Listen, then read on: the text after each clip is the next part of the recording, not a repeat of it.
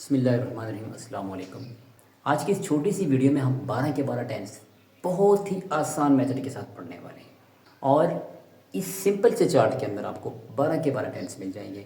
ना ही कोई लंबी डेफिनेशन लिखनी है आपने और न ही किसी कॉम्प्लिकेशन में पढ़ना है, जस्ट आपने इस चार्ट को देखना है। बढ़ते हैं इसकी तरफ।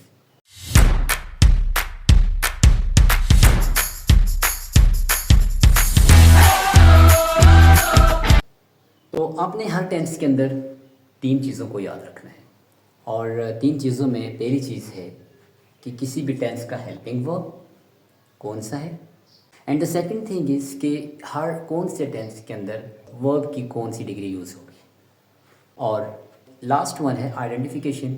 क्योंकि हम नेटिव स्पीकर नहीं हैं इंग्लिश के, तो इसीलिए हमें पहले आइडेंटिफाई करना पड़ता है कि ये कौन सा टेंस है, उसको हम आइडेंटिफाई करते हैं एंड देन हम इसको कन्वर्ट करते हैं। ठीक है, तो ये आइडेंटिफिकेशन ज़रूरी है।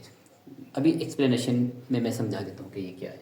सबसे पहले टेंस को लेते हैं। पहला टेंस है प्रेजेंट सिंपल, इसको प्रेजेंट इंडेफिनिट भी कहते हैं। अब प्रेजेंट सिंपल के 2 हेल्पिंग वर्ब्स हैं। जब भी 2 हेल्पिंग वर्ब्स आ जाएंगे तो आपने दोनों को डिवाइड करना है। उन दोनों में से एक हेल्पिंग वर्ब प्लूरल प्रोनाउन या नाउन्स के साथ इस्तेमाल होगा और एक हेल्पिंग वर्ब सिंगुलर प्रोनाउंस या नाउन्स के साथ इस्तेमाल होगा।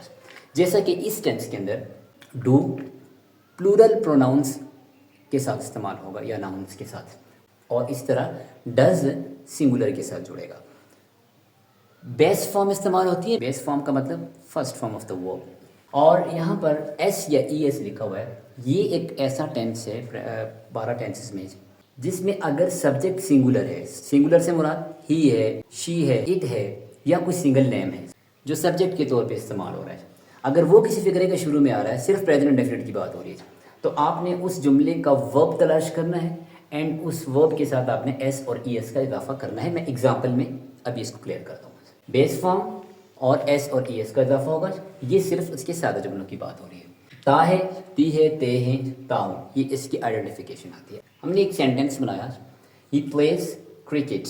अब सबसे पहली चीज़ मैं यहाँ क्लियर करूँ कि हमने कहा था कि हेल्पिंग वर्ब इस्तेमाल होता है। फर्स्ट 2 टेंसेस ऐसे हैं, पहले 2 टेंसेस जिनको हम present simple and past simple कहते हैं।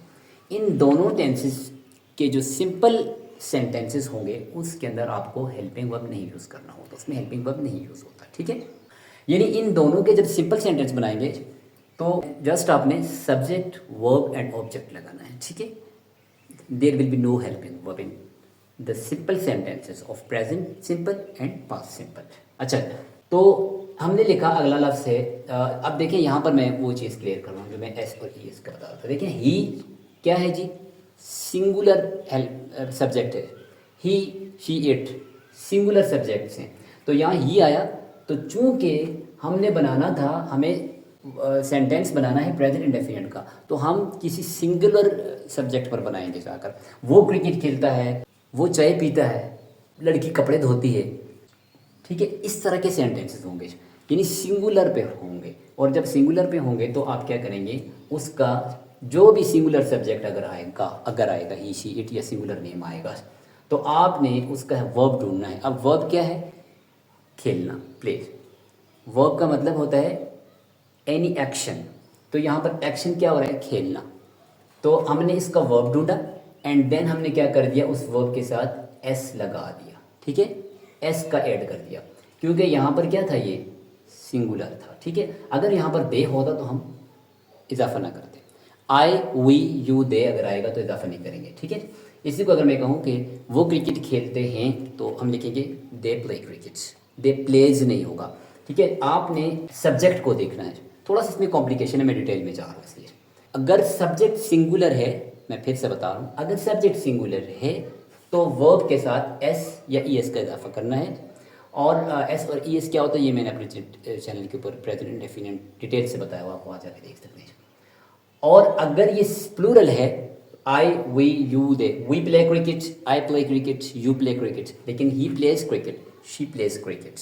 ठीक है, अगर यहाँ पर है अहमद तो अहमद प्लेज क्रिकेट। जब अहमद और अली 2 आ जाएंगे तो फिर हम लिखेंगे Ahmed and Ali play cricket, not plays, क्योंकि प्लूरल हो जाएगा। ठीक है, आई होप सो कि ये आपको क्लियर होगा। तो आपने क्या किया, इसके हेल्पिंग वर्ब को याद कर दिया कि दो हेल्पिंग वर्ब्स हैं। जब आप नेगेटिव या इंटरोगेटिव बनाएंगे ना तो फिर आपको हेल्पिंग वर्ब काम आ जाएंगे इन दोनों टेंसेस में। और फिर आपने ये याद कर लिया कि ये इसमें बेस फॉर्म इस्तेमाल होती है और सिंपल सेंटेंस के अंदर एस और ईएस का इजाफा होता है। अब इसी को अगर आप नेगेटिव करते हैं तो हमने एक सेंटेंस बनाया यहाँ, दे do not play cricket.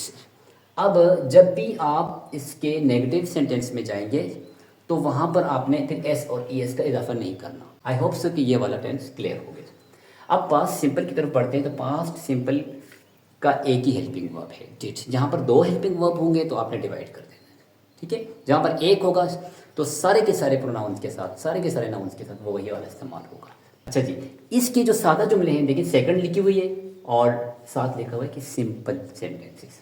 Simple sentence में सेकंड फॉर्म इस्तेमाल होती है, जबकि बेस फॉर्म इस्तेमाल होगी, यानी फर्स्ट फॉर्म आ जाएगी जब आप इसका नेगेटिव सेंटेंस बनाएंगे या फिर जब इसका इंटरोगेटिव सेंटेंस बनाएंगे, सवालिया या मनफी बनाएंगे तो फिर सेकंड फॉर्म नहीं इस्तेमाल होगी। और ये 12 के 12 टेंस में वाहिद टेंस है जिसके अंदर इसके सादा जुमलों में सेकंड फॉर्म इस्तेमाल होती है। अदरवाइज किसी भी टेंस के अंदर किसी भी टाइप के सेंटेंसेस बनाएं आप, वहाँ पर सेकंड फॉर्म इस्तेमाल नहीं होती, ठीक है। ये वाहिद टेंस है जिसमें सेकंड फॉर्म, लेकिन सिर्फ सादा जुमलों के अंदर नेगेटिव इंट्रोगेटिव में आ जाएंगे तो फिर तरतीब चेंज हो जाती है।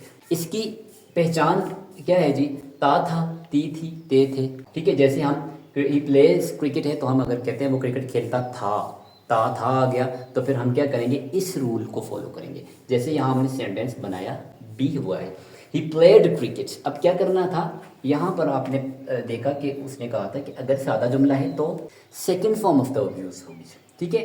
अब ये सादा जुमला है, ही प्लेड क्रिकेट, वो क्रिकेट खेलता था। सादा जुमला से मुराद होती है ऐसा जुमला जिसके अंदर ना ही सवाल किया गया हो और ना ही इनकार किया गया हो, उसको हम सादा जुमला कहते हैं। अब देखें वो क्रिकेट खेलता था, ये नहीं कहा कि वो क्रिकेट नहीं खेलता था, इनकार भी नहीं हो रहा, या ये भी नहीं पूछा गया कि क्या वो क्रिकेट खेलता था, सिर्फ कहा वो क्रिकेट खेलता था। सादा सा जुमला है तो सादे जुमले के अंदर क्या करना है, आपने सेकंड फॉर्म यूज करनी है।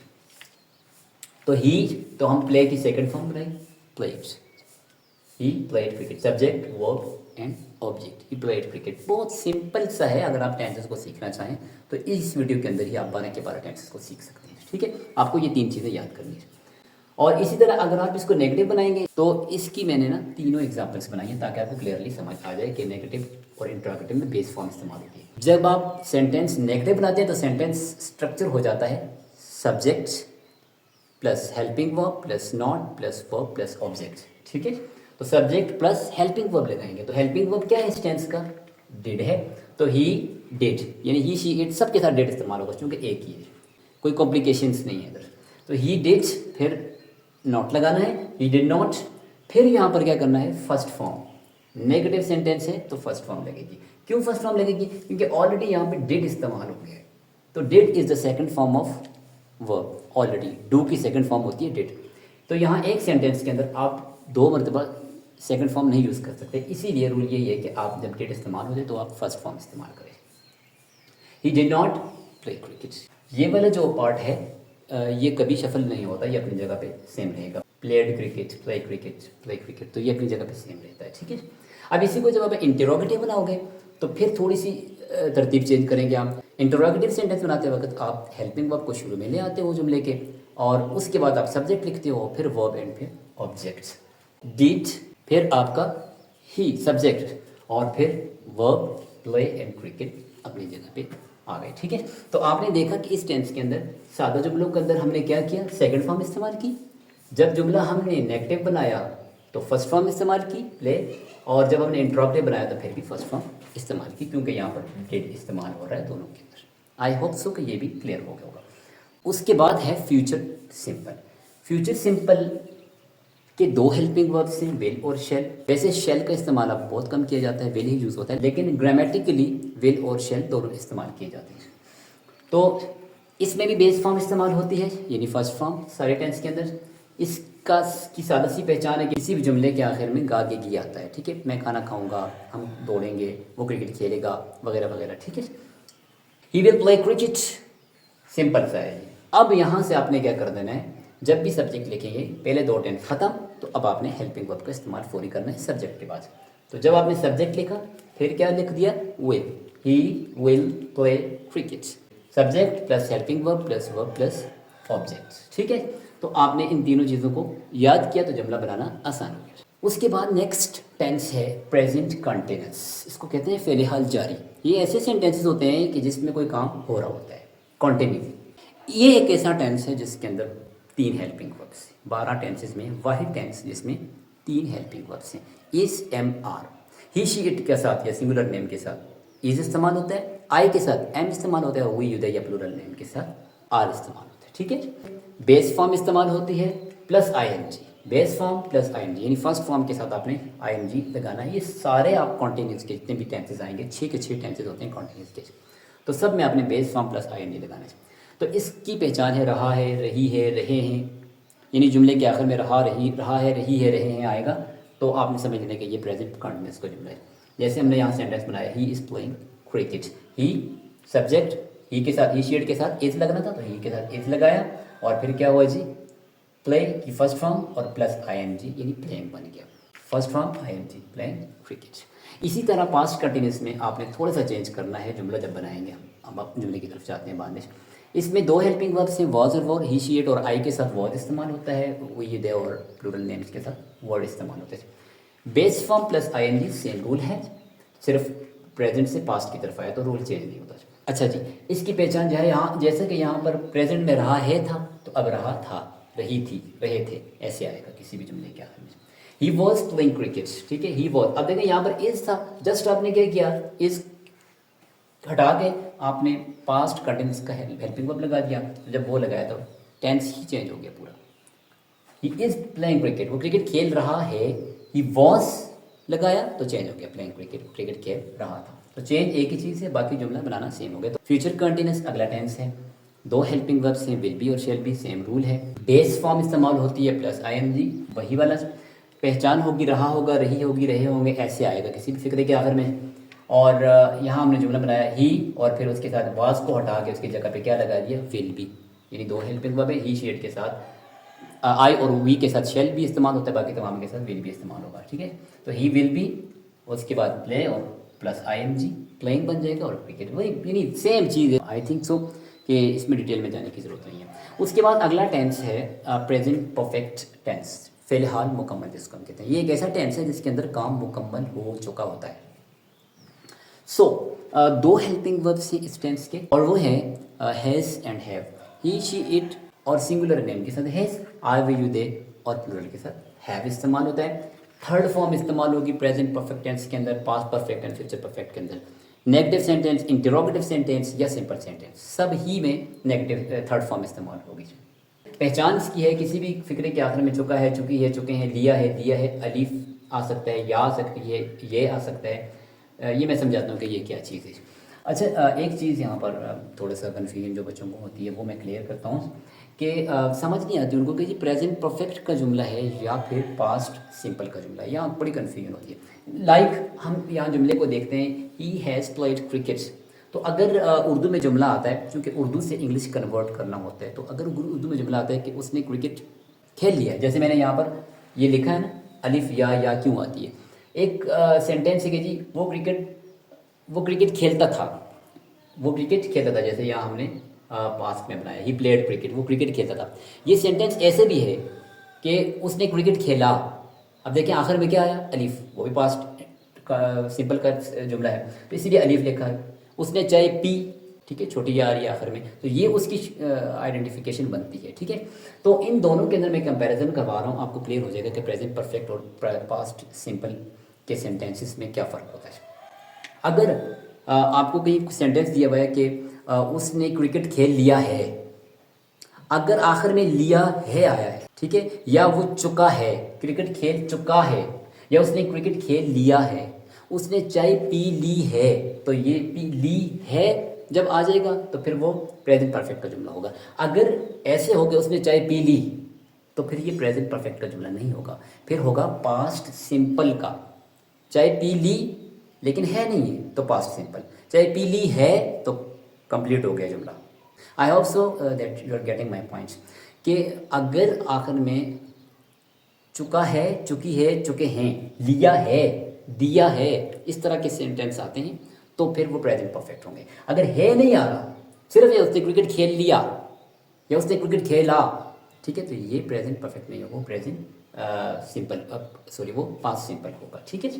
तो इसका हमने सेंटेंस बनाया, he has played cricket, third form use होगी ऑलवेज, थर्ड फॉर्म यूज़ होगी, subject plus helping verb plus third form and plus object. Past perfect में भी सेम है, एक ही हेल्पिंग वर्ब है हैड, हेल्पिंग वर्ब्स को चेंज किया तो यहाँ हैड आ गया, थर्ड फॉर्म यूज़ होगी, चुका है था तो चुका था, चुकी थी चुके थे, लिया था दिया था, इस तरह के हरूफ जुमले के आखिर में आ सकते हैं। तो he had played cricket, he had, अब हैज़ को हटाया तो हैड बन गया, टेंस चेंज हो गया, ठीक है। ही हैड प्लेड क्रिकेट था तो he had played cricket, third form of the verb and then object. Future perfect में भी वही चीज़ है, will have and shall have दो हेल्पिंग वर्ब्स हैं, थर्ड फॉर्म यूज़ होगी, चुका होगा, चुकी होगी, चुके होंगे। इन चीज़ों को रिमेंबर करना है कि ये चीज़ें चेंज हो रही हैं, ठीक है।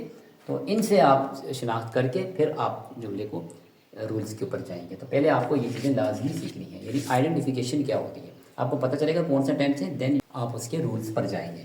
सो ही यहाँ पर हैड था तो विल हैव लगा दिया, दो हेल्पिंग वर्ब हैं आपको आपके पास, तो आई और वी होता तो शेल लगाते, लेकिन बाकी है तो ही है तो ही will have played cricket, third form of the verb, और यहाँ पर हैड को चेंज करके विल हैव लगा दिया। अब लास्ट आपके तीन टेंसेस रह गए। प्रेजेंट परफेक्ट कंटिन्यूस मतलब फेले हाल मुकम्मल जारी, दो हेल्पिंग वर्ब्स हैं जी।